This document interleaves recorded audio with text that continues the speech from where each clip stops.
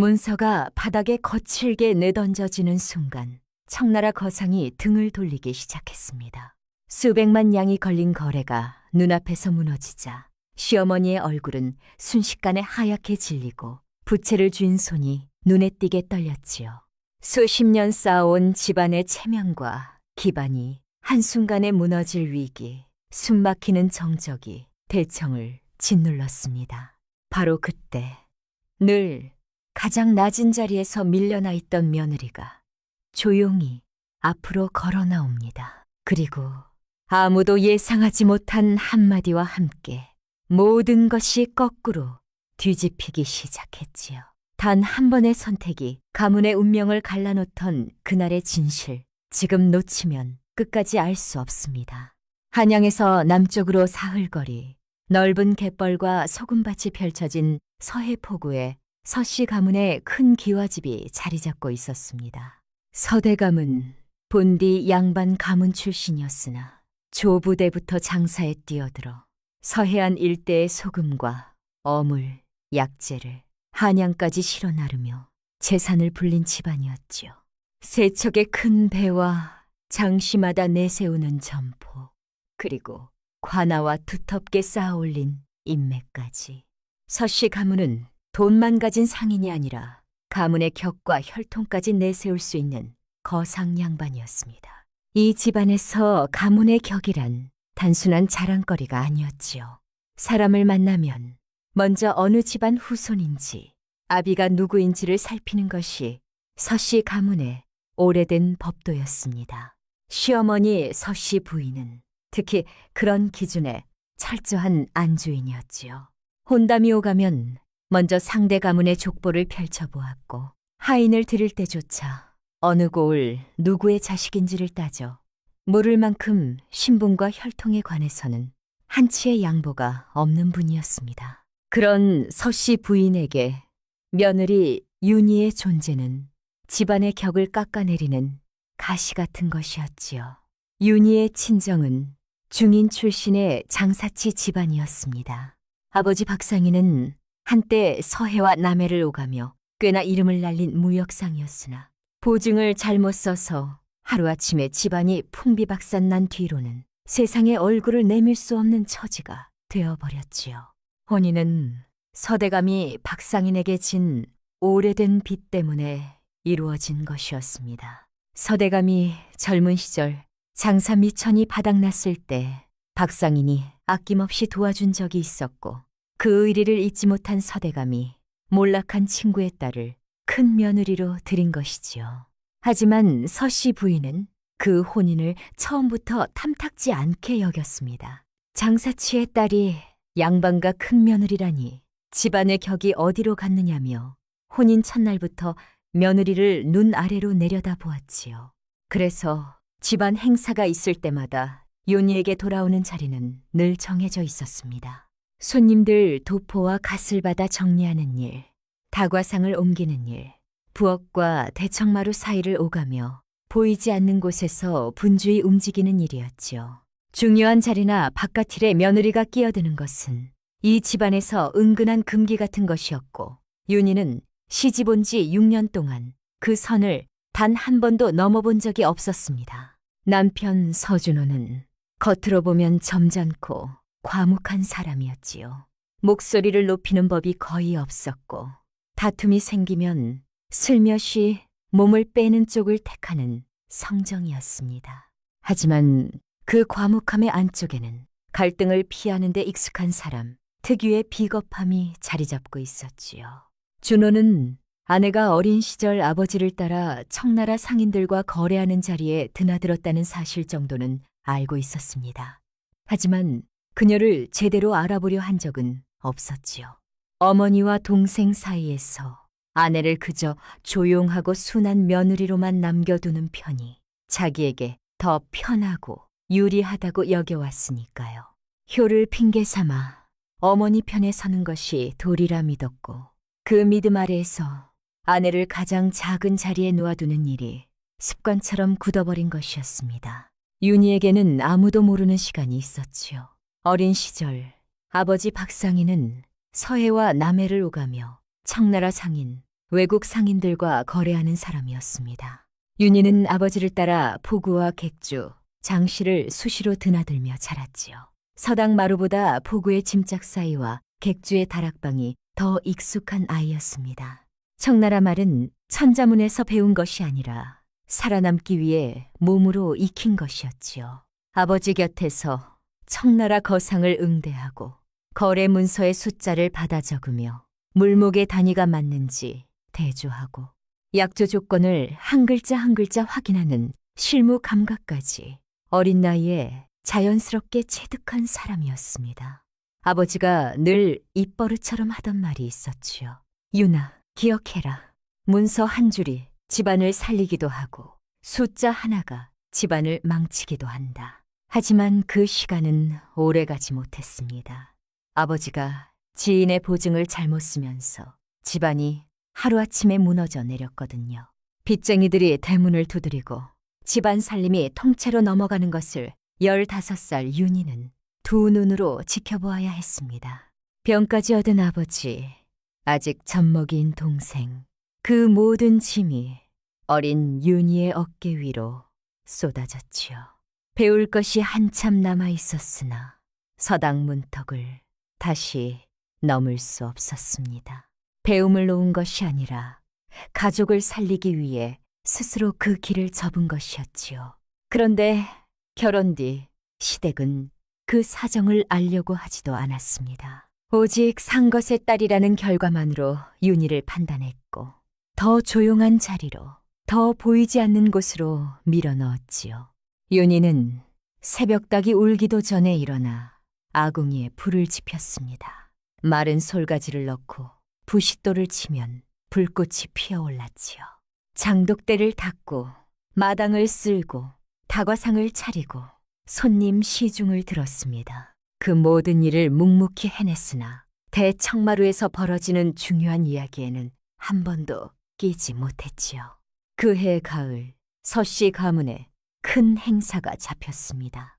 상단 창립 30년을 기념하여 고을에서 가장 크고 번듯한 객주 대청에서 청나라 대상단과 대규모 약조를 맺는 거래 잔치를 여는 것이었지요. 단순한 거래가 아니었습니다. 관할 사람들과 인근 양반과 어른들, 고을 거상들, 심지어 한양에서 내려온 귀인들까지 초대된 자리였으니 서씨 가문에게는 집안의 위세를 놓은 고을에 과시하는 무대나 다름없었습니다. 수백만 양에 달하는 소금과 약재 거래, 그 약조 하나에 서씨 가문의 앞날이 걸려 있었지요. 서씨 부인은 잔치 열흘 전부터 윤희에게 세세한 지시를 내리기 시작했습니다. 귀한 손님들의 갓과 도포를 받아 정리하는 일, 다과상 배치, 객주 동선 확인, 자리 정리, 전부 무대 뒤편에 허드렛 일이었지요. 윤아, 네가 할 일은 딱 정해져 있어. 손님들 오시면 객주 입구에서 갓과 도포 받고 다과상 틀어나르고 절대 대청마루 가까이 가거나 청나라 손님들한테 말 섞는 일 없도록 해. 알겠느냐? 서씨 부인의 목소리는 부드러웠지만 그 안에는 며느리의 자리를 단단히 못 박아 두겠다는 의지가 선명하게 배어 있었습니다. 윤희는 고개를 숙여 알겠다고 대답했지요. 6년 동안 익숙해진 가장 작은 목소리였습니다. 시동생 서준혁은 이번 행사에 실무 책임을 자처하고 나섰지요. 지난해 영경에 다녀온 경험을 앞세우며 청나라 거상과의 인사 순서부터 거래 문서까지 직접 손보겠다고 큰 소리를 쳤습니다. 가족들이 모인 자리에서 자신이 서씨 가문의 격을 보여줄 사람이라는 말을 거리낌 없이 내뱉었지요. 형님, 이번엔 저한테 맡기십시오. 청나라 쪽 응대부터 물목 대조까지 제가 다 준비해 놓았으니까요. 준혁이 자신 있게 말할 때마다 서씨 부인의 눈에는 뿌듯함이 번졌고 그 시선은 자연스럽게 윤희 쪽으로 흘러가며 비교의 무게를 실었습니다. 윤희는 그 눈빛을 모르지 않았지만 아무 표정 없이 손에 든 준비 목록만 내려다 보았지요. 행사 준비가 한창이던 어느 날 윤희는 거래에 쓸 물목과 참석자 명단을 정리하다가 청나라 쪽 실무 문서에 눈이 머물렀습니다. 몇몇 한문 표현이 어딘가 매끄럽지 않았고 물량을 적는 단위도 미세하게 어긋나 보였지요. 손끝이 잠깐 멈추었지만 따로 역관을 고용해 두었고 실무를 맡은 사람들이 있는 이상 자신이 끼어들 이유는 없다고 판단했습니다. 조용히 문서를 덮었지요. 그날 저녁 시댁 식구들이 한자리에 모여 행사 최종 동선을 맞추는 자리가 있었습니다. 서씨 부인은 다시 한번 윤희의 위치를 못 박았지요. 객주 입구 안쪽에서 손님 같다고 다과상 정리하는 게 네 자리야. 다른데 기웃거리지 마라. 준호는 그 말에 아무런 반응도 보이지 않았습니다. 아내를 감싸는 한마디도 눈빛 하나도 없이 고개만 살짝 끄덕였을 뿐이었지요. 그것은 동의가 아니라 습관이었고 윤희는 그 습관이 자신을 얼마나 깊은 곳으로 밀어넣어 왔는지 오래전부터 알고 있었습니다. 식구들이 돌아간 뒤 윤희는 홀로 객주마당을 걸었지요. 대청마루 위로 걸린 큰 등롱 불빛이 서씨 가문의 상호가 새겨진 현판을 비추고 있었습니다. 그 불빛 아래로 잔치에 쓸 붉은 보자기와 금박 병풍이 겹겹이 쌓여 있었지요. 조명이 흔들리는 그 공간을 한참 바라보다가 시선을 거두었습니다. 저 대청은 자신과 상관없는 세계가 된 지 오래라는 것을 다시 확인하듯 손에 든 준비 목록을 접어 치마폭 안에 넣었지요. 그날 밤 안방으로 돌아온 윤희는 반다지 깊숙한 곳에 밀어두었던 낡은 보따리 하나를 꺼내 들었습니다. 먼지가 얇게 앉은 보자기를 풀자 아버지 박상인이 장사하던 시절 남겨둔 거래 장부와 빛바랜 어음 몇 장이 나왔지요. 그리고 그 사이에 끼워진 작은 붓 하나. 아버지가 포구 객주에서 거래 내역을 적을 때 늘 쓰던 붓이었습니다. 누렇게 변한 종이 위에 글씨를 손끝으로 천천히 훑는 순간 가슴 한구석에서 무언가 작게 흔들리는 것을 느꼈지요. 자신이 오래전 접어두었던 세계가 아직 완전히 사라진 것은 아니라는 아주 작고 조용한 떨림이었습니다. 잔치 당일 아침 윤희는 시댁 식구들보다 먼저 객주에 도착했습니다. 입구 안내 자리를 확인하고 귀한 손님 자리에 놓인 꽃장식이 기울어진 곳을 바로잡고 다과상 배치가 명단 순서와 맞는지 하인들과 하나하나 점검했지요. 늘 해오던 일이었습니다. 시작도 끝도 눈에 띄지 않는, 보이지 않는 수고였지요. 오늘도 그러할 줄 알았습니다. 그런데 개연을 두 시진 앞두고 객주 주인을 통해 급한 전갈이 들어왔지요. 청나라 상단 측의 일정이 예정보다 앞당겨졌다는 소식이었습니다. 그리고 거의 동시에 전담 역관이 이동 중 낙마 사고를 당해 현장에 올 수 없다는 보고까지 이어졌지요. 겉으로 완벽해 보이던 서씨 가문의 화려한 무대는 첫 번째 손님이 도착하기도 전에 조용히 균열을 드러내기 시작한 것이었습니다. 그 보고가 별실에 전해지자 안쪽 공기가 단숨에 뒤집어졌습니다. 행사 총괄을 자처한 준혁은 하인을 시켜 사방으로 사람을 보내기 시작했지요. 인근 고을의 역관에게 급히 파발을 띄웠으나 잔칫날 오후에 고급 거래 통역을 즉시 맡을 수 있는 사람은 어디에도 없었습니다. 한 시즌 전까지만 해도 자신감에 차있던 준혁의 얼굴은 벌게 상기되어 있었고 거래 문서와 한문 약조본을 번갈아 뒤적이는 손끝이 미세하게 떨리고 있었지요. 가신들과 상단 관리인들이 급히 머리를 맞대고 대안을 논의했으나 나오는 말이라곤 청나라 말 몇 마디 할 줄 아는 하인을 세우자는 수준이었습니다. 하지만 이번 거상은 형식적인 인사 몇 마디로 넘어갈 상대가 아니었거든요. 통역은 물론이고 약조 내용의 맥락까지 정확히 파악하고 있어야 대화가 되는 사람들이었기에 어설픈 사람을 앞세웠다가는 잔치 자체가 무너질 수 있다는 불안이 별실 안가득 퍼져나갔습니다. 서씨 부인은 상황이 심상치 않다는 것을 느끼면서도 가장 먼저 걱정한 것은 체면이었지요. 인근 양반가 어른들과 관할 사람들이 도착하기 전에 어떻게든 이 문제를 감춰야 한다는 생각뿐이었습니다. 서씨 부인은 하인 2명을 불러 세우고 목소리를 낮추며 단호하게 말했지요. 밖에 나가서 웃는 낯 유지해. 손님들한테는 아무 일도 없는 것처럼 해야 돼. 이 안에서 무슨 일이 벌어지고 있는지 절대 밖으로 새어나가면 안 된다. 그러고는 입구 쪽에 있던 윤희를 돌아보며 재차 못을 박았습니다. 윤아, 너는 저쪽 입구에서 손님 갓 받는 일에만 신경 써라. 이쪽으로 오지 말고. 그 말에는 혼란스러운 내부 상황을 며느리가 볼 필요도 알 필요도 없다는 뜻이 단단히 실려 있었지요. 윤희는 고개를 가볍게 숙이고 입구 쪽으로 발길을 돌렸습니다. 늘 해오던 대로였지요. 남편 준호는 별실 한쪽에 서서 상황을 지켜보고 있었지만 직접 나서기보다는 동생이 해결해 주기를 바라는 표정이 역력했습니다. 윤희가 잠깐 별실 쪽을 바라보자 준호는 눈썹을 살짝 찌푸리며 고개를 가로저었지요. 그 눈빛 하나로 충분했습니다. 괜한 호기심 부리지 말고 맡은 자리나 지키라는 뜻이었지요. 가문 안팎의 긴장이 이토록 팽팽한 순간에도 남편은 여전히 아내를 가장 쉬운 자리에 밀어넣고 있었습니다. 윤희는 객주 입구 앞에 서서 손님 명단을 정리하는 척하며 별실 안쪽에서 흘러나오는 대화를 무심한 듯 들었습니다. 청나라 거상 쪽이 단순한 인사가 아니라 실무 질문과 문서 확인까지 하려 한다는 말이 복도를 타고 흘러왔지요. 그 순간 윤희의 손가락이 명단 위에서 멈추었습니다. 이것은 단순한 통역 공백이 아니었습니다.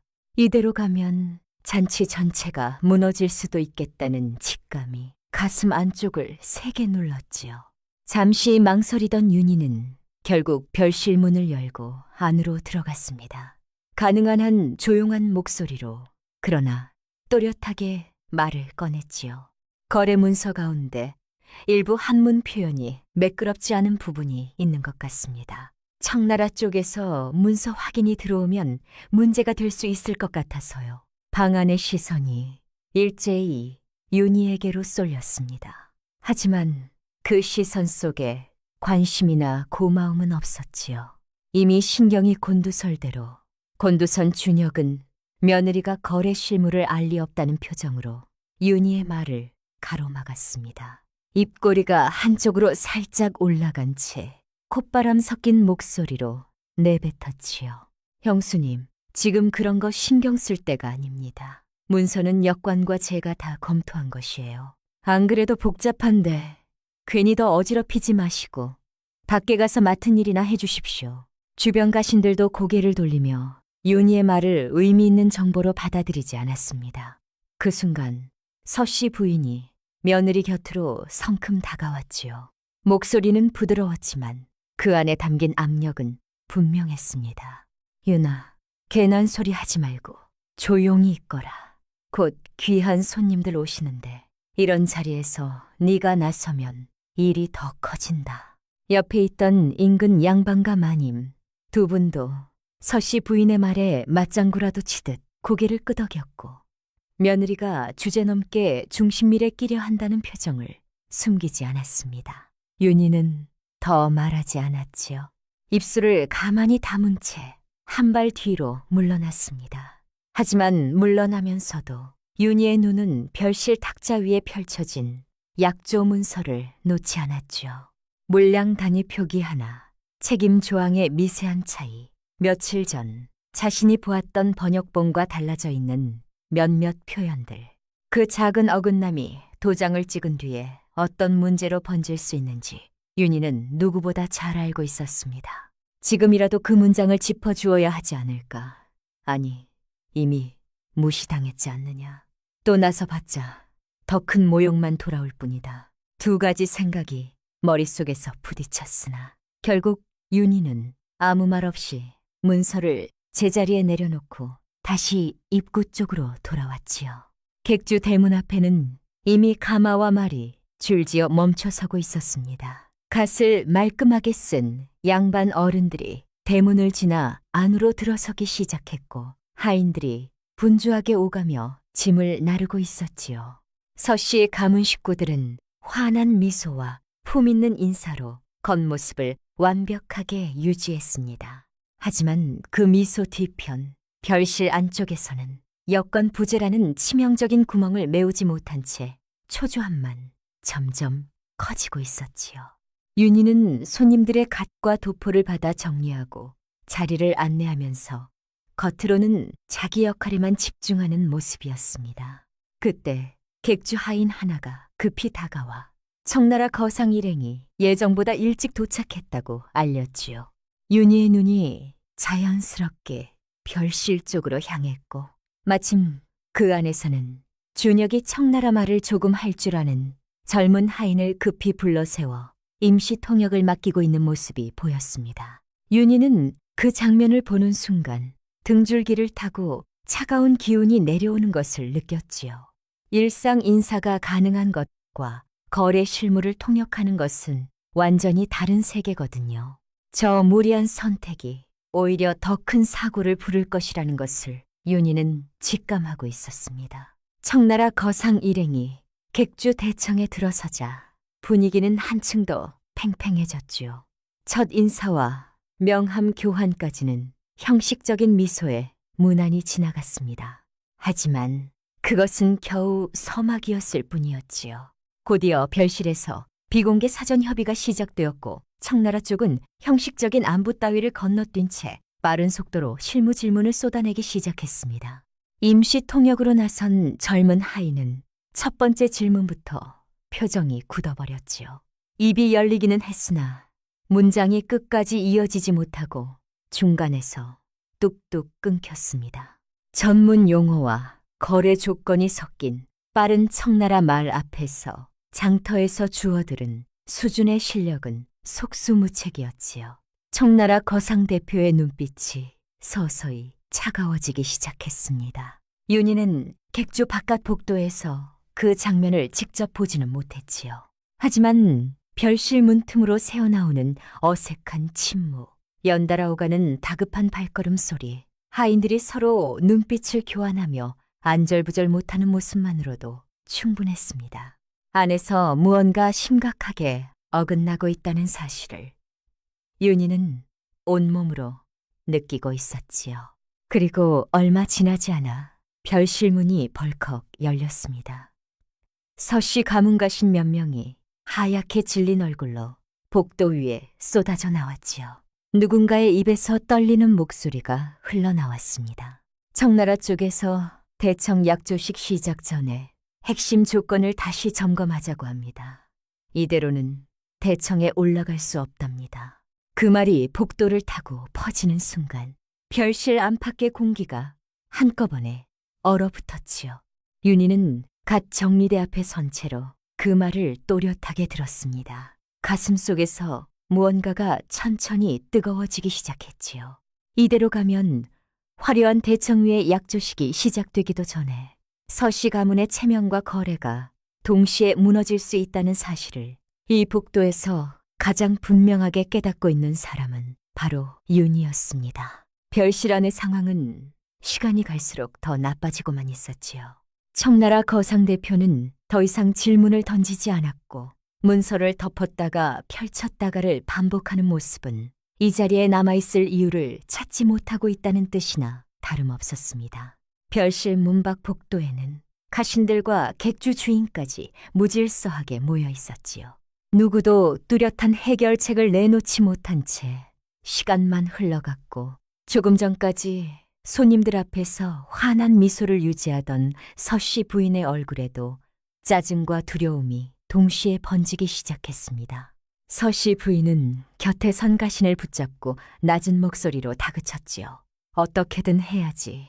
이 잔치 망가지면 우리 가문 체면이 끝이야. 밖에 양반 어른들이 다 앉아 계신다고. 그 말에 가신은 난처한 표정으로 고개만 숙였을 뿐 대안을 내놓지 못했습니다. 서씨 부인의 걱정은 거래가 깨지는 것보다 사람들 앞에서 망신당하는 것에 더 가까웠고 그 우선순위 자체가 지금 이 위기의 본질을 보지 못하고 있다는 증거이기도 했지요. 그 사이 별실문이 잠깐 열린 틈을 타서 윤희는 준혁 곁으로 다가갔습니다. 적어도 약조 문서의 특정 문장만이라도 다시 한번 확인해 봐야 한다고 며칠 전 정리할 때 표현이 어긋난 부분이 있었다고 조용히 말을 꺼냈지요. 하지만 이미 체면과 분노에 사로잡힌 준혁은 형수 쪽으로 고개조차 제대로 돌리지 않았습니다. 형수님, 아까도 말씀드렸지만 지금 그런 것 볼 때가 아닙니다. 안에서 큰일 나고 있는데 제발 좀 방해하지 마십시오. 준혁의 목소리에는 초조함과 짜증이 뒤섞여 있었고 그 짜증의 방향은 상황을 만든 자기 자신이 아니라 며느리에게로 정확하게 향해 있었지요. 남편 준호는 복도 건너편에서 아내가 또 나서는 모습을 보며 표정을 굳혔습니다. 그리고 윤희의 소매를 가볍게 잡아 다과상 쪽으로 이끌며 나지막하게 말했지요. 여보, 지금은 때가 아니요. 괜히 나섰다가 사람들 앞에서 웃음거리 되면 어떡하려고 그러시오. 제발, 가문 체면 좀 생각하시오. 그 말이 윤희의 가슴을 정확히 찔렀습니다. 가문 체면. 6년 동안 늘 들어왔던 그 말이 이 순간에도 먼저 나오는 것을 보면서 윤희는 남편이 지키려는 것이 아내가 아니라 자기 자신의 편안함이라는 사실을 다시 한번 확인했지요. 하지만 윤희는 아무 말도 하지 않고 다과상 쪽으로 물러났습니다. 주먹을 가만히 쥔 채로요.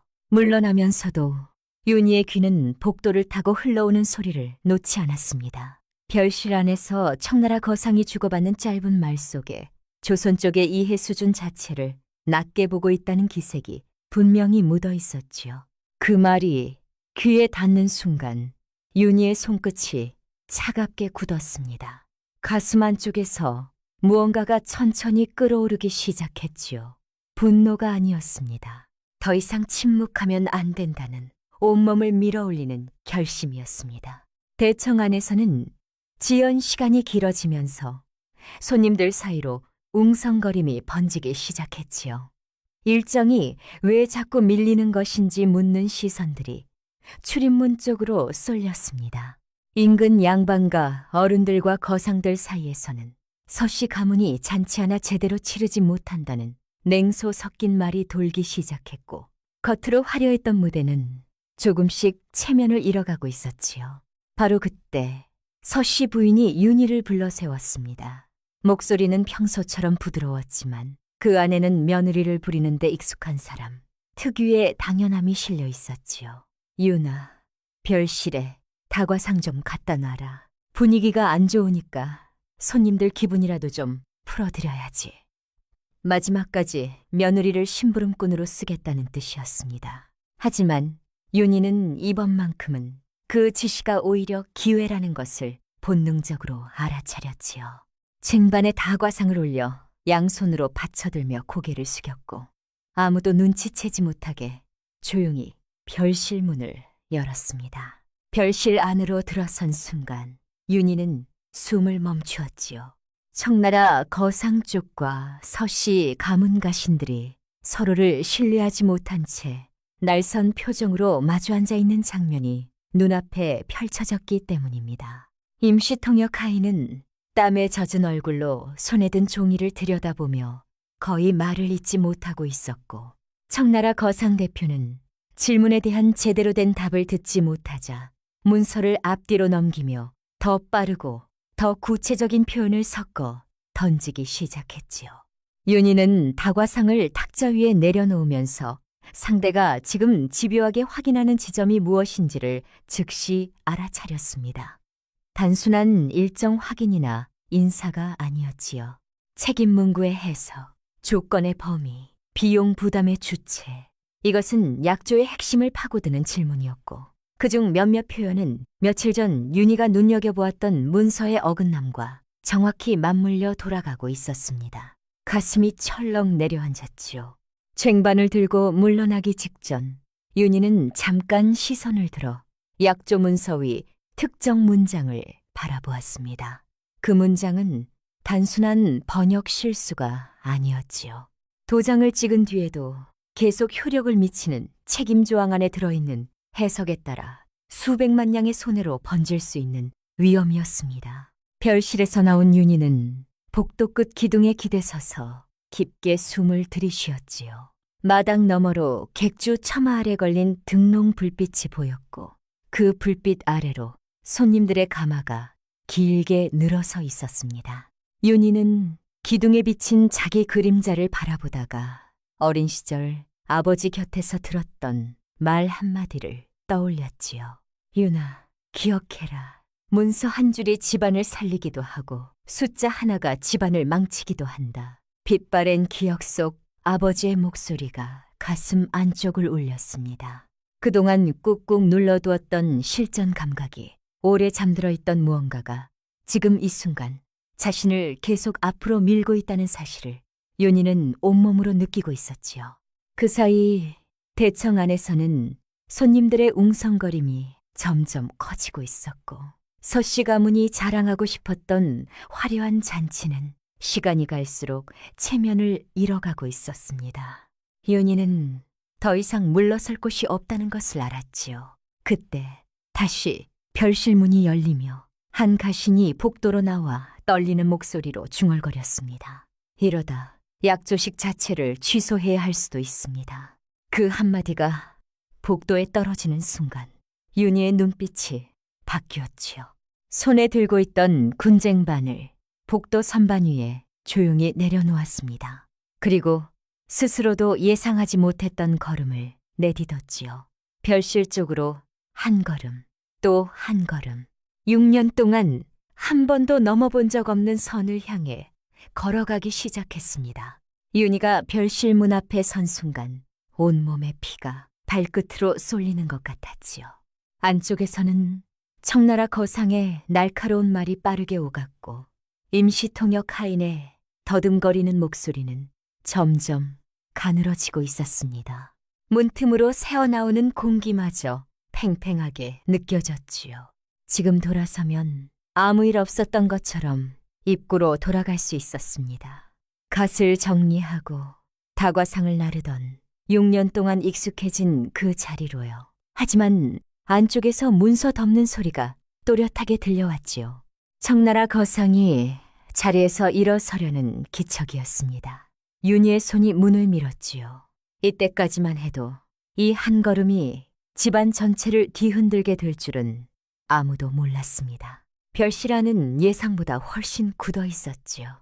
긴 탁자 한쪽에 청나라 거상, 맞은편에 준혁과 가신 2명이 앉아 있었고 구석자리에는 땀에 젖은 임시 통역 하인이 종이를 구기고 있었습니다. 서씨 부인은 탁자 끝자리에서 무릎을 누르고 있었고 남편 준호는 문서를 만지작거리며 시선을 어디에 둬야 할지 모르는 표정이었지요. 청나라 거상 대표는 손목에 옥 팔찌를 돌리며 문서 위에 손을 얹고 있었는데 그 자세는 곧 이 자리를 뜨겠다는 마지막 신호나 다름없었습니다. 윤희가 문 안으로 들어서자 모든 시선이 쏠렸지요. 서씨 부인의 눈이 가늘어졌고 준혁은 잠깐 고개를 돌렸다가 무시하듯 문서를 바라보았습니다. 서씨 부인이 먼저 입을 열었지요. 찻잔을 탁자에 내려놓는 손끝에 힘이 잔뜩 들어가 있었습니다. 윤아, 넌 여기 올 자리가 아니다. 다 정리 끝났으면 밖에서 기다려라. 평소 같았으면 고개를 숙이고 돌아섰을 것입니다. 하지만 청나라 거상 대표가 문서를 완전히 덮고 일어서려는 움직임이 시야에 들어왔고 그 순간 아버지의 오래된 목소리가 겹쳐 들렸지요. 약조가 깨지는 것은 한순간이지만 깨진 뒤를 수습하는 것은 몇 년이 걸린다는 말이었습니다. 윤희는 서씨 부인의 시선을 정면으로 받아내며 입을 열었지요. 목소리가 떨렸지만 또렷했습니다. 어머님, 외람되오나 제가 한번 해보겠습니다. 별실 안에 시간이 멈춘 듯 했지요. 임시통역 하인이 붓을 바닥에 떨어뜨렸고 청나라 쪽이 동시에 고개를 들었습니다. 서씨 부인은 눈이 커진 채 입을 다물지 못했고 남편 준호는 자리에서 반쯤 일어서다 주저앉았지요. 준혁이 먼저 반응했습니다. 이마에 땀이 번들거렸지만 목소리는 날카로웠지요. 형수님, 지금 농담할 때가 아닙니다. 이건 실무통역입니다. 역관이 해야 할 일이라고요. 그 말에는 상인의 딸이 이 자리에서 무엇을 할 수 있겠느냐는 확신이 담겨 있었습니다. 윤희의 가슴이 먹먹해지더니 서서히 뜨거운 것이 차올랐지요. 수치심이 아니었습니다. 6년 동안 쌓여 굳어버린 무언가가 갈라지기 시작하고 있었습니다. 하지만 윤희는 소리를 높이지 않았지요. 대신 탁자 위 한문 문서로 시선을 옮기며 청나라 거상의 마지막 질문을 머릿속에서 정리했습니다.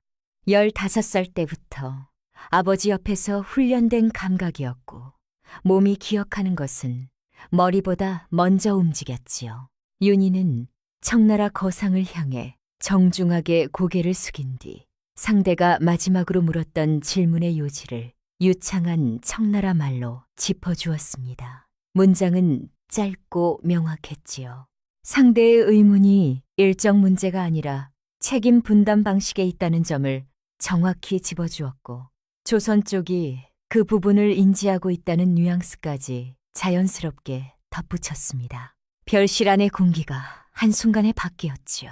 청나라 거상 대표는 문서를 덮으려던 손을 멈추고 처음으로 윤희의 얼굴을 제대로 바라보았습니다.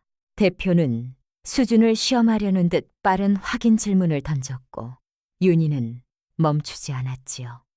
질문에 담긴 핵심 의도를 파악한 뒤 조선 쪽 입장을 정리해 전달했습니다. 단순히 말을 옮기는 수준이 아니었지요. 상대가 어디에서 불안을 느끼는지까지 읽어내어 가신들에게 맥락을 설명했고 가신들은 처음으로 흐름을 이해한 표정을 지었습니다. 청나라 거상 대표가 의자 등받이에 다시 기대앉으며 문서를 펼쳤지요. 떠나려던 사람이 다시 앉은 것이었습니다. 서씨 부인은 입이 반쯤 벌어진 채 며느리를 바라보고 있었지요.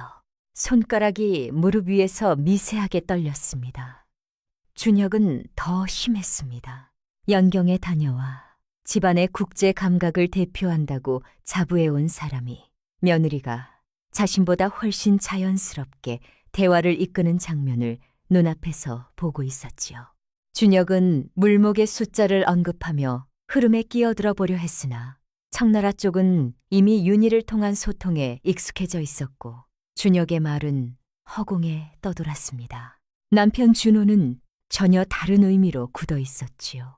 아내의 언어 감각에 놀란 것보다 결혼 생활 내내 이런 면을 알아보려 하지 않았다는 사실이 더 깊이 찔렸습니다. 아내를 조용한 사람으로 둔 것이 아니라 조용한 자리에 가둬놓은 것이었다는 진실을 처음으로 마주하게 된 것이었지요. 협의가 다시 흐르기 시작했습니다. 윤희는 질문마다 맥락을 짚고 답변을 상대가 받아들이기 쉬운 방식으로 재구성해 주었지요.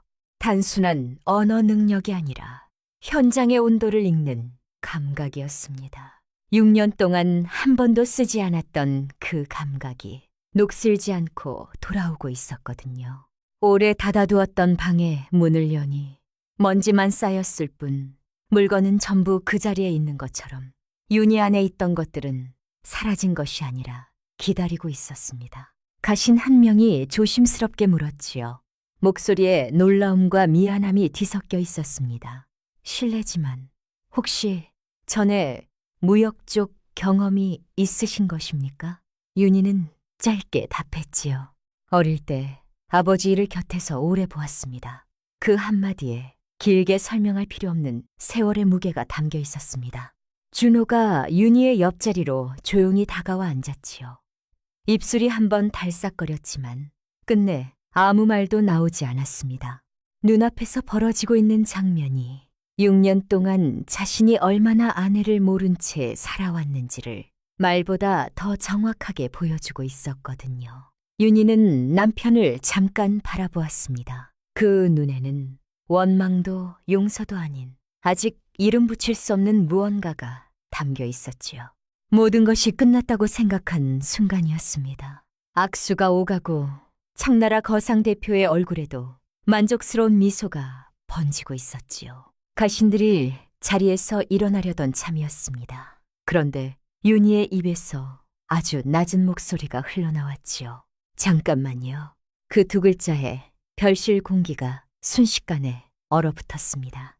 청나라 거상 대표는 악수하던 손을 내린 채 윤희를 바라보았지요. 서씨 부인은 찻잔을 내려놓으며 눈썹을 찌푸렸습니다. 준혁은 의자 등받이에 기대한 채 한쪽 입꼬리를 올렸지요. 그 표정은 분명히 이렇게 말하고 있었습니다. 또 무슨 수작을 부리려는 거냐고요. 윤희는 약조 문서의 5번째 장을 천천히 펼쳤습니다. 손끝이 미세하게 떨리고 있었지만 눈빛만은 흔들리지 않았지요. 우러 등잔 불빛 아래에서 한지 위의 먹글씨가 또렷하게 빛났습니다. 윤희는 셋째 줄의 물량 단위를 가리키며 숨을 깊이 들이마셨지요. 윤희의 목소리가 별실을 가득 채웠습니다. 청나라 말은 또렷했고 문장은 간결했지요. 거상 대표에게 직접 시선을 맞추며 물량 단위가 원본과 번역본에서 서로 다르게 적혀 있다는 점을 정확히 짚어주었습니다. 원본에는 석 단위로 기재되어 있었지만 번역본에는 근으로 바뀌어 있었지요. 이 차이는 실제 거래에서 수백만 양의 손해를 만들어낼 수 있는 치명적인 오류였습니다. 청나라 거상 대표의 표정이 순식간에 굳어졌지요. 그는 코끝에 걸친 안경을 벗어 소매 끝으로 닦으며 문서를 다시 들여다보았습니다. 옆에 앉아있던 청나라 쪽 서기도 고개를 숙이고 같은 장을 확인하기 시작했지요. 별실에는 한지 넘기는 소리만 바스락거렸습니다. 서씨 부인이 자리에서 벌떡 일어났지요. 얼굴이 붉어져 있었고 입술이 파르르 떨리고 있었습니다. 찻잔 받침이 탁자 위에서 딸깍 소리를 냈지요.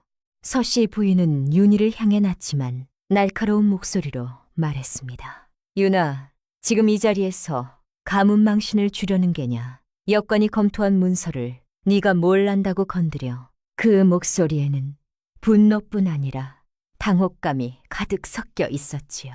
서씨 부인의 눈동자가 흔들리고 있었습니다. 자신이 늘 무시해왔던 며느리가 자신보다 더 정확하게 상황을 읽고 있다는 사실을 이 자리에 모인 모든 사람 앞에서 마주해야 했기 때문이지요. 윤희는 고개를 살짝 숙였습니다. 하지만 물러서지 않았지요. 심장이 귓속에서 쿵쿵 울리고 있었습니다. 손바닥에는 땀이 차 있었지만 윤희는 한지 위에서 손가락을 떼지 않았지요. 마음속에서 아버지의 목소리가 들려오는 것 같았습니다. 문서는 거짓말을 하지 않는다. 숫자는 사람의 체면보다 정직하다고요.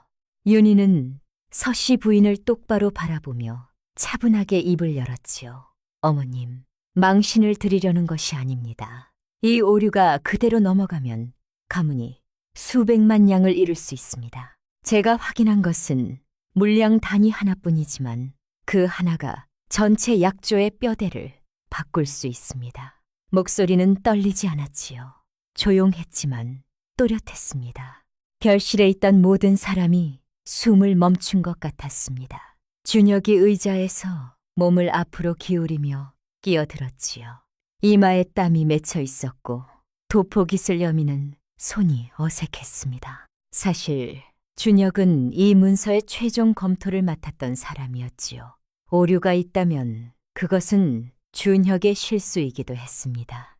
형수님, 그건 단위 표기 방식의 차이일 뿐입니다. 실질적인 문제는 없습니다. 준혁의 목소리에는 여유를 꾸며내려는 노력이 묻어 있었지만 눈동자는 빠르게 좌우로 흔들리고 있었지요. 청나라 쪽 서기가 고개를 들어 준혁을 한번 바라본 뒤 아무 말 없이 다시 문서를 들여다보았습니다. 그 시선 하나가 준혁의 주장을 무너뜨리고 있었지요. 윤희는 준혁을 향해 조용히 고개를 저었습니다. 그리고 약조 문서의 7번째 장을 펼쳤지요. 거기에는 책임 조항이 적혀 있었습니다. 원본에서는 하자 발생 시 공급 쪽이 전액 보상하도록 되어 있었지만 번역본에서는 쌍방 분담으로 바뀌어 있었지요. 이것은 단순한 단위 차이가 아니었습니다. 약조의 본질을 흔드는 오역이었지요. 윤희가 이 두 번째 오류를 청나라 말과 조선말로 동시에 설명하자 거상 대표가 천천히 안경을 다시 쓰며 고개를 끄덕였습니다. 그의 표정에서 분노는 보이지 않았지요. 오히려 깊은 신뢰가 피어오르고 있었습니다. 거상 대표는 윤희를 향해 청나라 말로 짧게 한마디를 건넸지요. 당신 같은 사람이 처음부터 이 자리에 있었어야 했소. 서대감은 그때까지 한마디도 하지 않고 창가에 서 있었습니다. 도포 소매에 두 손을 넣은 채 안쪽에서 벌어지는 상황을 처음부터 끝까지 지켜보고 있었지요. 창 너머로 오후 햇살이 비스듬하게 들어와 서대감의 백발 위에 내려앉았습니다. 서대감은 천천히 몸을 돌려 윤희를 바라보았지요. 주름진 눈가에 무언가 복잡한 감정이 스쳐 지나갔습니다. 놀라움이었을 수도 있고 어쩌면 후회였을 수도 있지요. 서대감은 굵은 목소리로 조용히 말했습니다. 수고했다, 윤아. 오늘 이 약조를 살린 것은 너였다. 그 한마디에 별실의 공기가 완전히 바뀌었지요. 서씨 부인은 입술을 굳게 다문 채 창밖을 바라보았습니다. 준혁은 고개를 숙이고 문서 위에 시선을 고정했지요. 준호는 자리에 앉은 채 두 손으로 얼굴을 감싸 쥐었습니다. 그 어깨가 미세하게 흔들리고 있었지요. 청나라 거상 대표가 자리에서 일어나며 윤희에게 폭건지례를 올렸습니다. 윤희는 일어서서 정중하게 답례했지요. 예를 나누는 순간 윤희의 눈에 잠깐 눈물이 비쳤지만 흘러내리지는 않았습니다. 이것은 누군가에게 인정받기 위해 싸운 것이 아니었지요. 다만 옳은 것을 말하고 싶었을 뿐이었습니다. 별실을 나서며 윤희는 복도 끝 기둥 너머의 하늘을 보았지요. 처마 사이로 햇살이 길게 뻗어 있었습니다. 복도에는 약탕관에서 나는 쌉쌀한 냄새가 희미하게 남아 있었고 멀리서 하인이 무언가를 나르는 소리가 아련하게 들려왔지요. 윤희는 가슴 위에 손을 올렸습니다. 심장이 아직도 빠르게 뛰고 있었지요. 하지만 윤희는 알고 있었습니다. 오늘 이 자리에서 진짜 무너진 것은 약조 문서의 오류가 아니라 혈통이라는 이름표 뒤에 숨어있던 거짓 질서였다는 것을요. 별실에서 시작된 반전은 더 이상 숨길 수 없는 흐름이 되었지요. 약조식을 기다리던 대청 전체에도 잔치가 취소되는 대신 순서가 조정되어 곧 시작된다는 소식이 퍼지면서 불안으로 술렁이던 공기가 기대와 긴장으로 다시 바뀌기 시작했습니다. 수정된 문안이 최종 확인되자 청나라 거상은 처음보다 훨씬 부드러운 표정으로 약조식 참여 의사를 재확인했지요. 거상 대표는 윤희를 향해 짧게 고개를 끄덕여 보이며 신뢰의 뜻을 전했습니다. 서씨 부인은 약조식 직전 윤희에게 다가가 낮은 목소리로 말했지요. 입꼬리는 올라가 있었지만 눈 안쪽에는 웃음기가 없었고 며느리를 다시 보이지 않는 자리로 밀어 넣으려는 마지막 시도가 목소리에 그대로 묻어 있었습니다. 윤아, 이제 됐으니까 뒤편으로 빠져서 손님 시중이나 들어라. 상석은 우리 가문 사람들이 앉아야 하지 않겠느냐. 하지만 그 말이 채 끝나기도 전에 청나라 거상 쪽 수행원이 객주 주인을 통해 전가를 보내왔지요. 약조식 주요 순서에 윤희가 동석해달라는 공식 요청이었습니다. 단순한 통역 배치가 아니었지요. 거상 대표가 직접 윤희의 이름을 지정해서 보낸 요청이었거든요. 객주 주인이 서씨 부인과 준혁 앞에서 그 전가를 전하는 순간 서씨 부인의 손이 치맛자락 위에서 멈추었지요. 방금 자기가 뒤편으로 보내려 했던 며느리를 수백만 양 규모 거래의 상대가 대청 위로 불러들이고 있다는 사실 앞에서 할 수 있는 말이 없었습니다. 준혁은 더 심했지요. 자신이 이번 행사의 실무 책임을 자처했고 대청위 중심에 서야 할 사람은 당연히 자기라고 믿어왔는데 청나라 쪽은 준혁의 이름을 거론하지 않았습니다. 전갈에 적힌 이름은 오직 윤희 한 사람이었지요.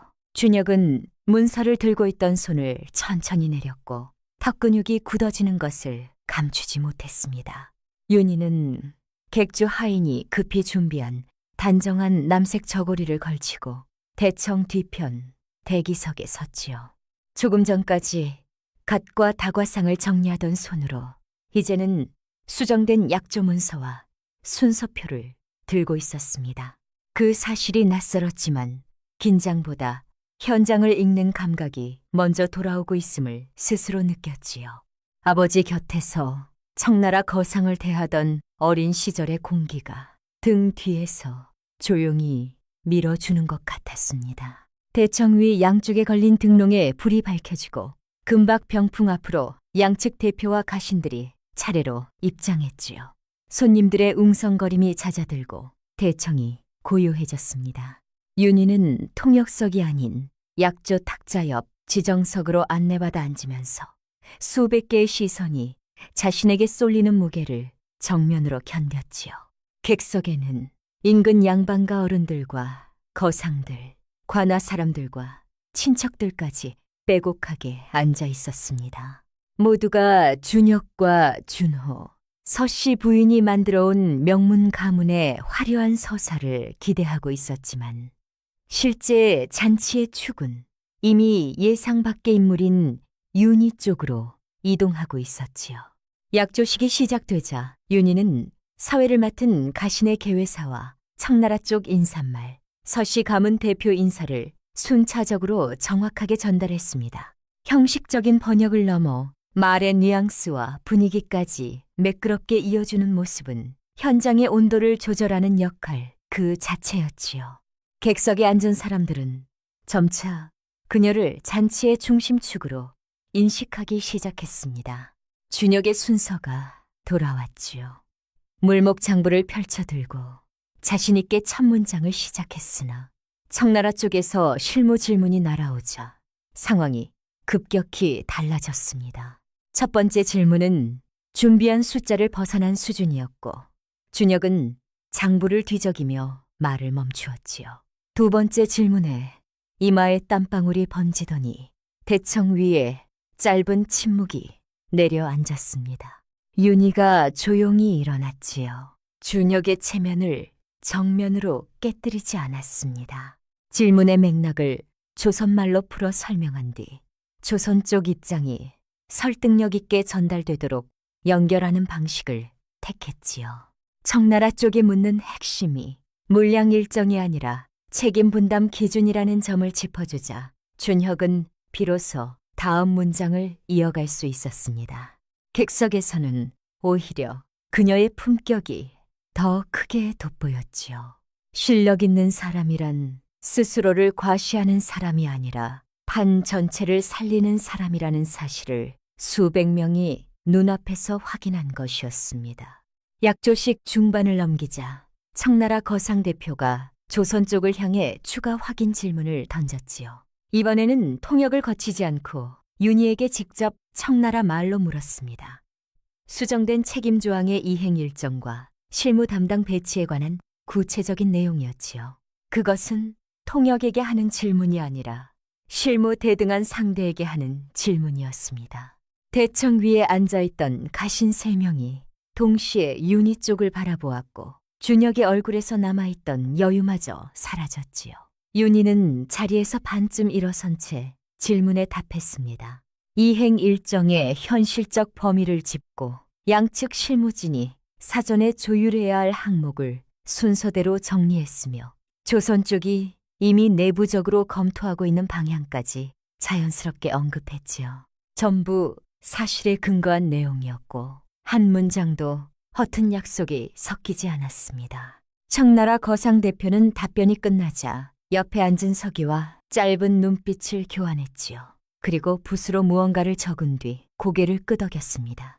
객석에서는 그 장면의 의미를 정확히 읽는 사람과 읽지 못하는 사람이 나뉘었지만 대청 위의 가신들은 알 수 있었지요. 청나라 쪽이 윤희를 이 거래의 핵심 소통 창구로 낙점했다는 사실을요.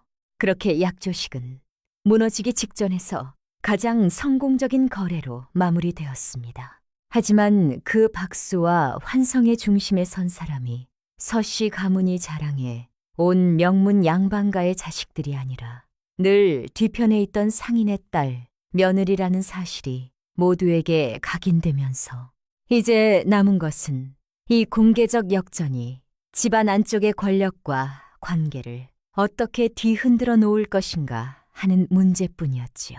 대청 한쪽에 차려진 큰 잔치상 위로 녹두전 굽는 고소한 냄새와 약과의 달콤한 향이 퍼지는 사이 청나라 거상 쪽 수행원이 객주 주인에게 조용히 한마디를 전했습니다. 윤희의 옆자리를 비워달라는 요청이었지요. 그 말이 서씨 가문 쪽 귀에 닿는데 한 식경도 걸리지 않았고 서씨 부인의 손가락이 치맛자락 위에서 가늘게 떨렸습니다. 약조식 대청에서 끝난 줄 알았던 역전이 잔치상까지 이어지고 있다는 사실은 서씨 가문이 가장 두려워하던 방향 그대로였지요.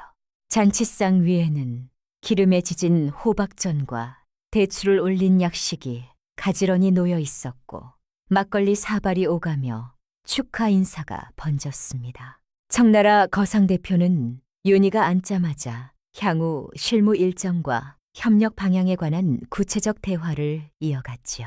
형식적 축하가 아니라 윤희를 실질적 소통 창구로 인정하고 있다는 뜻이었습니다. 서씨 부인은 맞은편 상에서 그 장면을 지켜보았지요. 입꼬리는 올라가 있었지만 눈 안쪽은 굳어 있었고 막걸리 사발을 쥔 손끝에 힘이 들어가 있었습니다. 인근 양반가 마님 한 분이 서씨 부인의 어깨 쪽으로 고개를 숙이며 호기심과 놀라움이 뒤섞인 낮은 목소리로 물었지요. 사모님, 며느리분이 저렇게 청나라 손님하고 막힘없이 이야기하는 것은 오늘 처음 보는데요. 원래 저런 재주가 있었어요. 서씨 부인은 찰나의 정적 뒤에 입술을 벌렸지만 매끄러운 대답이 나오지 않았지요. 막걸리 사발을 내려놓으며 억지 미소를 지었는데 입꼬리가 미세하게 떨렸습니다. 원래 잔치 일손으로 따로 준비해둔 것이에요. 우리 집안이 이런 부분까지 챙기거든요. 부드러운 목소리였지만 듣는 사람 중 누구도 완전히 믿는 표정은 아니었지요. 다른 마님이 고개를 가로저으며 저 정도면 일손이 아니라 집안의 큰 인재 아니냐는 말을 흘렸고 서씨 부인의 귓불까지 붉어졌습니다. 잔치 중반 청나라 거상 대표가 자리에서 일어나 막걸리 사발을 들었지요. 대청이 조용해졌고 등잔 불꽃이 잔잔하게 흔들렸습니다. 대표는 사발을 든 채 객석을 천천히 둘러본 뒤 시선을 윤희에게 멈추고 또렷한 목소리로 말했지요. 오늘 약조가 무사히 마무리된 가장 큰 까닭은 결정적 순간에 문서의 위험을 정확히 짚어낸 한 사람 덕분이요. 그 사람은 지금 이 자리에 앉아 있어. 그 한마디는 잔치상 전체에서 사실상 최종 판정을 내리는 것과 다르지 않았고 박수가 터졌지요. 친척들 사이에서도 왜 저런 사람을 늘 뒤로만 돌렸느냐는 질문이 퍼졌고 공개망신의 방향은 며느리가 아니라 서씨 가문 쪽으로 완전히 기울고 있었습니다. 잔치 끝 무렵 청나라 거상 대표가 윤희를 상석 가까이로 불렀지요. 윤희가 머뭇거리자 대표가 어깨를 가볍게 두드리며 말했습니다. 목소리는 부드러웠지만 그 안에는 오늘 하루를 함께 넘긴 사람에 대한 분명한 존중이 실려 있었지요. 여기 앉으시오. 오늘의 주인공이 아니겠소. 윤희는 숨을 들이쉬고 상석 가까이에 앉았습니다. 서씨 부인은 상 끝에서 억지 미소를 지으며 같은 자리에 있어야 했지요. 아침까지 입구 뒤편에 세워두려던 며느리가 상석 가까이 앉는다는 역전이 수백 명의 눈앞에서 완성되었습니다. 사람들이 빠져나가자 대청은 빠르게 비어갔지요. 윤희는 시댁 식구들보다 한 발 늦게 나서며 객주 뒤편 기둥 앞에서 잠시 발걸음을 멈추었습니다. 저녁 하늘이 보랏빛에서 남색으로 바뀌고 있었고 기둥에 비친 그림자 위로 희미한 미소가 떠올랐지요. 오늘 드러난 것은 청나라 말 실력이 아니었습니다. 혈통에 가려놓은 진짜 가치가 살아온 시간이 빚어낸 힘이 수면 위로 올라온 것이었지요.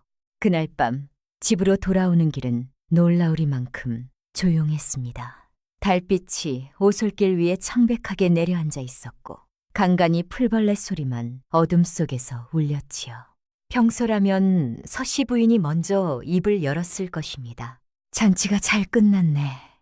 며느리는 이런 자리에서 이렇게 해야 한다는 식의 말이 자연스럽게 이어졌겠지요. 그런데 오늘은 달랐습니다.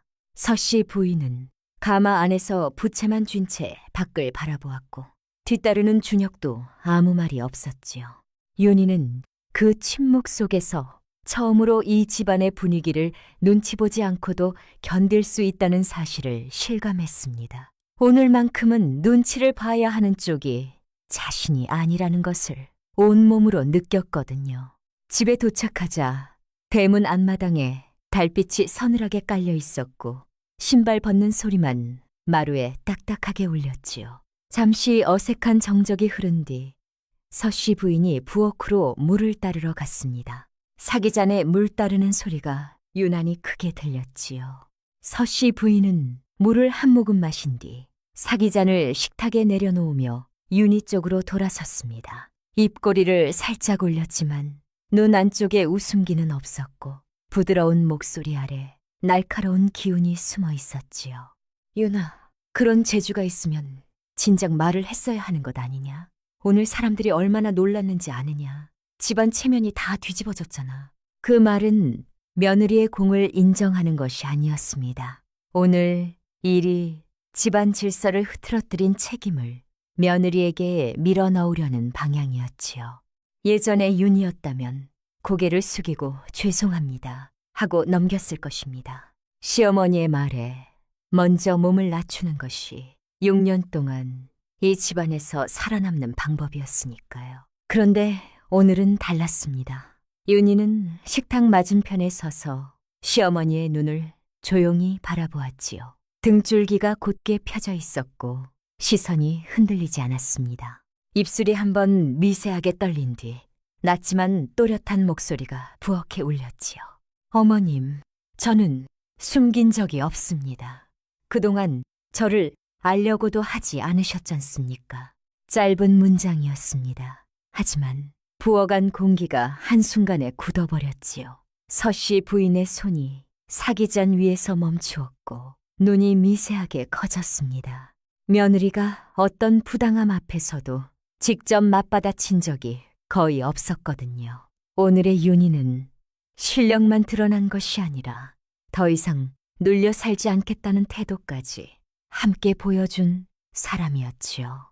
서씨 부인은 대답을 찾지 못한 채 사깃잔을 들었다 놓았다 반복하다가 결국 아무 말 없이 안방 쪽으로 돌아섰습니다. 돌아서는 어깨가 평소보다 한 육훈 낮아져 있었지요. 그날 밤 마루에 혼자 앉아있던 준혁은 빈 사발을 식탁 위에 소리 없이 내려놓았습니다. 집안 후계를 자처하며 당연하게 누려왔던 중심자리를 며느리 한 사람에게 하루 만에 빼앗긴 현실을 곱씹고 또 곱씹었지만 받아들여지지 않았지요. 직접 사과할 마음도 인정할 용기도 없었기에 그 자존심은 어디에도 기댈 곳을 찾지 못한 채 어둠 속에 녹아들고 있었습니다. 한참 뒤 준호가 조심스럽게 방문을 열고 아내 곁에 앉았지요. 무릎을 굽혀 아내의 눈높이에 맞추며 갈라진 목소리로 천천히 입을 열었습니다. 여보, 나는 당신이 그리 대단한 사람인 줄 몰랐소. 오늘 당신이 나서려 할 때 내가 막았잖소. 집안 화목을 지키는 것이 당신을 위한 것이라고 계속 말해왔는데 오늘 보니까 그건 다 핑계였소. 그저 내가 편하려고 그랬던 것이오. 준호의 눈가가 붉어져 있었고 소매 끝으로 코밑을 한번 훔쳤죠. 예전 같으면 윤희는 괜찮습니다 하고 먼저 손을 잡아주었을 것입니다.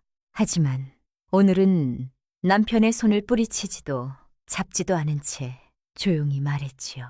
서방님, 미안하다는 말이 듣고 싶은 것이 아닙니다. 앞으로 제가 어떤 사람인지, 이 집에서 어떤 자리에 있어야 하는지 그것을 달라지게 해 주십시오. 말이 아니라 태도가 먼저입니다. 윤희의 목소리는 차갑지 않았지만 분명했고 눈빛에는 서글픔과 단단함이 동시에 담겨 있었지요. 준호는 그 눈을 마주보다가 천천히 고개를 숙였습니다. 다음 날 아침, 식탁은 평소보다 더 조용했지요. 밥솥 김 빠지는 소리와 젓가락이 사발에 닿는 소리만 부엌을 채웠습니다. 서씨 부인은 며느리를 어떻게 불러야 할지 잠시 망설이는 기색을 보였고 평소라면 자연스럽게 이어졌을 집안의 서열이 눈에 보이지 않는 긴장 속에서 한 칸씩 어긋나고 있었지요. 윤희는 누구의 눈치도 보지 않고 평소처럼 앉아 식사를 했습니다. 아무 말도 하지 않았지만 먼저 고개를 숙이거나 분위기를 맞추려 애쓰지 않았지요. 그 고요한 태도 하나만으로도 며느리의 자리가 이미 예전과 같지 않다는 사실을 식탁의 모든 사람이 느끼고 있었습니다. 그날 이후 잔치 이야기는 포구장터와 저작거리를 타고 빠르게 퍼져나갔지요. 청나라 거상 곁에서 거래를 살려낸 여인이 서씨 가문의 며느리였다는 소문은 인근 양반가와 상인들 사이에서 입에서 입으로 전해졌습니다. 서씨 가문이 그토록 자랑해온 명문 후계자의 이름은 어느 이야기 속에서도 중심에 놓이지 않았고 대신 아무도 예상하지 못했던 한 여인의 이름이 가장 환한 등불 아래 불려지고 있었지요. 서씨 부인은 아침부터 인근 양반가 마님들과 친척들의 전가를 연달아 받아야 했습니다. 며느리가 저렇게 능한 줄 몰랐다는 말, 왜 늘 뒤편에만 두었느냐는 말, 어제 집안을 살린 것은 결국 며느리가 아니었느냐는 말이 가장 듣기 싫은 방향으로 쏟아졌거든요. 전가를 받을 때마다 목소리는 조금씩 낮아졌고 안방에서 부채를 쥔 손끝이 미세하게 떨리고 있었지요. 준혁은 상단에서도 비교의 대상이 되고 있다는 사실을 알게 되었습니다. 아침 회의에서 한 거래처 사람이 어제 통역하던 분이 준혁의 형수님이라면서요. 하고 가볍게 던진 말에 방안이 묘하게 조용해졌거든요. 겉으로는 태연한 척 찻잔을 들었지만 손가락에 힘이 잔뜩 들어가 있었지요. 오후 늦게 윤희의 친정 쪽에서 전갈이 왔습니다. 어린 시절부터 윤희가 자라는 모습을 지켜봐 온 큰이모였지요. 큰이모는 별다른 축하 대신 담담한 목소리로 말했습니다. 윤아, 네가 그 자리에서 나설 수 있었던 것은 네 아버지한테 배운 것이잖아. 그 한마디가 온 고을의 호들갑보다 훨씬 깊은 위안이 되었지요.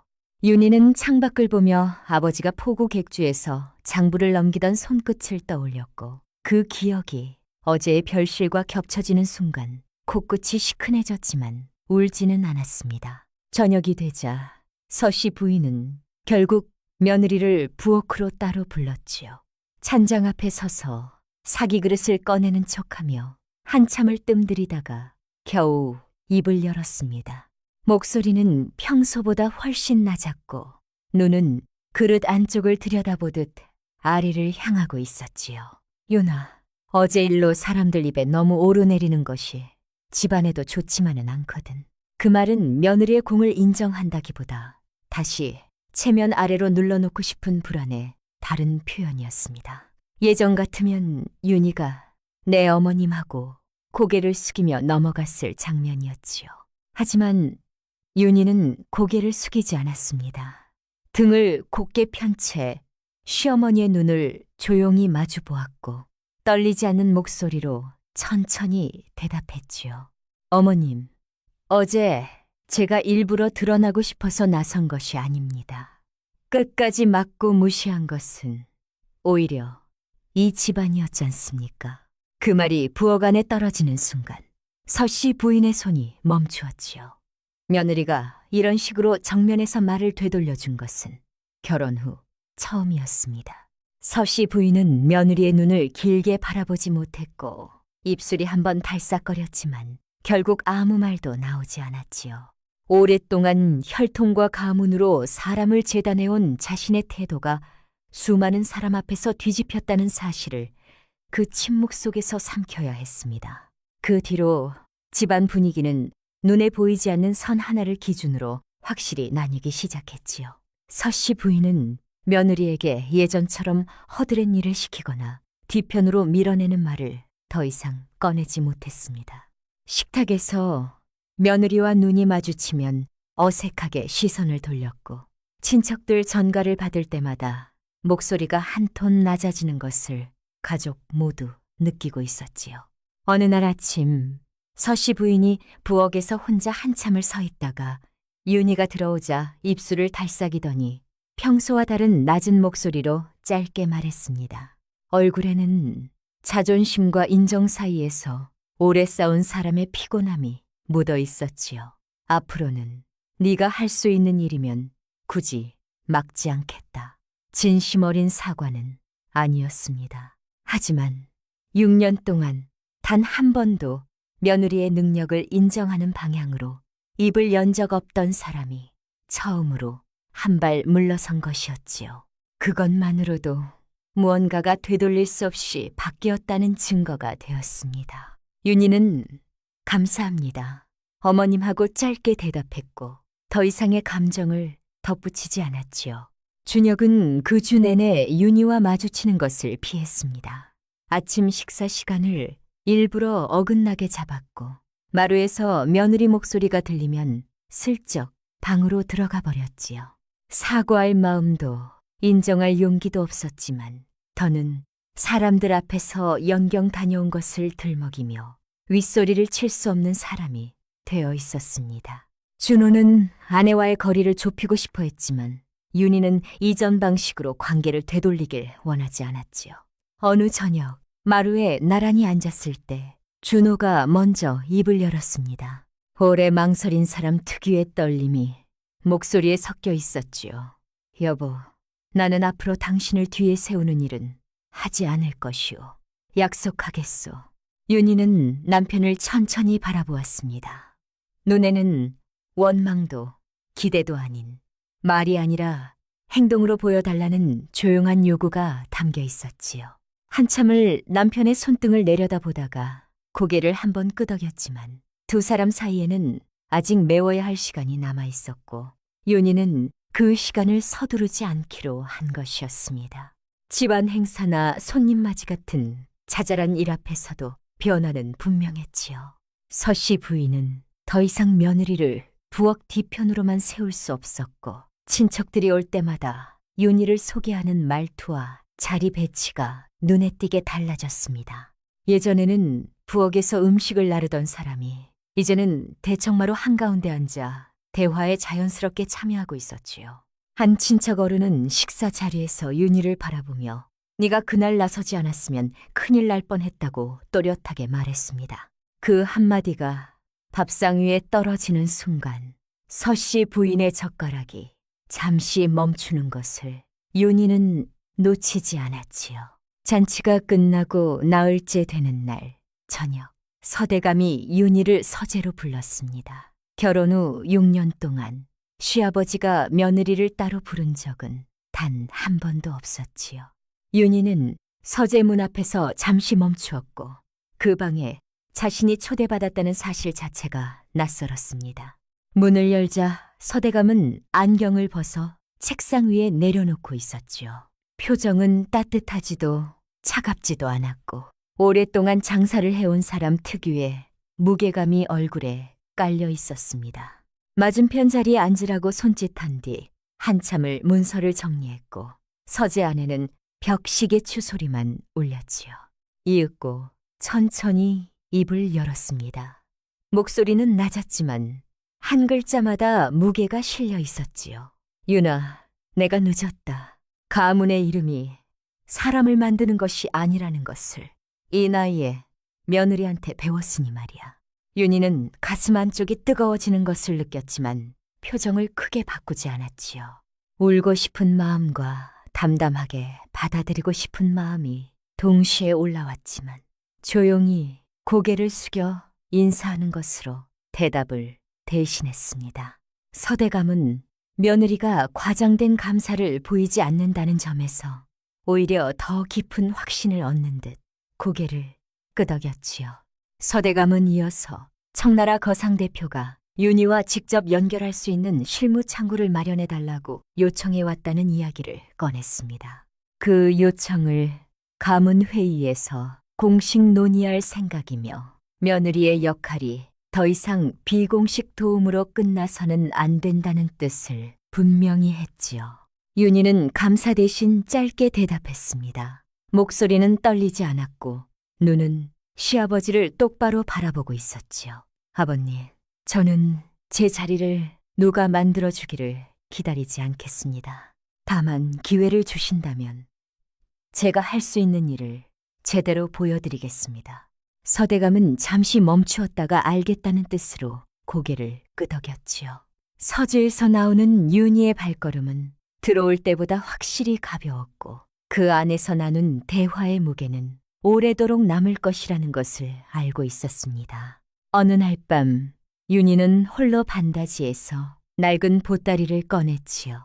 아버지의 거래 장부, 빛바랜 어음, 그리고 아버지가 쓰던 작은 붓이 차례로 손에 잡혔습니다.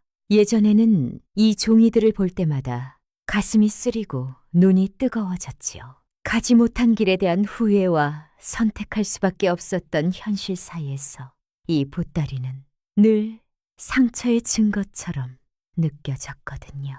하지만 오늘은 달랐습니다.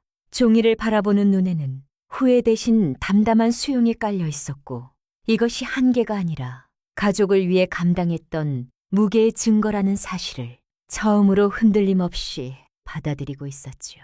윤희는 보따리를 다시 싸서 반다지에 넣고 거울 앞에 섰습니다. 거울 속 여자는 6년 전 이 집에 처음 들어왔을 때와 같은 얼굴이었지만 눈빛은 완전히 달랐지요. 그때의 눈에는 눈치와 불안이 가득했고 지금의 눈에는 자기 자신을 숨기지 않겠다는 결심이 고요하게 자리 잡고 있었습니다. 윤희는 거울 속 자신에게 작게 고개를 끄덕였지요. 지금까지 살아남기 위해 줄여왔던 목소리와 표정을 하나씩 되찾아도 된다는 생각을 처음으로 자연스럽게 받아들인 것이었습니다. 그 순간부터 윤희의 삶은 누군가의 며느리라는 역할보다 윤희라는 자기 자신의 이름 쪽으로 조금씩 기울기 시작했지요. 가장 화려한 잔치 자리에서 처음엔 머뭇거리다가 마지막 순간 입을 열어 모두를 얼어붙게 만들고 이어서 잘못 기재된 문장과 숫자까지 바로잡아 집안을 살려낸 그날의 두 번의 반전은 명문 가문의 오만을 무너뜨렸을 뿐 아니라 윤희 자신의 삶도 다시 일으켜 세운 출발점이 되었습니다. 그리고 그날 이후 이 집안에서 가장 달라진 것은 며느리를 보는 시선이 아니라 윤희가 스스로를 대하는 방식이었지요. 더 이상 작아지지 않기로 한 사람은 다시는 누구의 그림자 속으로 돌아가지 않습니다. 옛 어른들이 이르기를 사람의 값어치는 태어난 집안이 정하는 것이 아니라 살아온 시간의 무게가 결정하는 것이라 하였지요. 누군가가 붙여준 이름표도 한번 정해진 자리도 그 사람의 전부가 될 수는 없습니다. 진짜 가치는 눈에 보이지 않는 시간 속에서 만들어지지요. 포기하고 견디고 그래도 놓지 않았던 그 시간들이 결국 한 사람을 완성하는 것이니까요. 윤희가 증명한 것은 청나라 말 실력도 문서를 읽는 능력도 아니었습니다. 오래 견뎌온 시간은 결코 배신하지 않는다는 사실, 그것 하나였죠. 혹시 지금 누군가의 시선 때문에 자신을 작게 만들고 있는 분이 계시다면 이 이야기가 조금이나마 위로가 되었으면 합니다. 당신이 살아온 시간은 누가 뭐라 해도 당신의 것이지요. 부족한 이야기꾼의 목소리를 끝까지 들어주신 어르신이 계시다면 잘 들었다는 따뜻한 말씀 한마디를 댓글로 남겨주시겠습니까? 여러분의 그 소중한 말씀이 저에게는 세상 무엇보다 큰 보람이자 기쁨이 됩니다. 지금까지 귀한 시간 함께 해주셔서 진심으로 감사드립니다.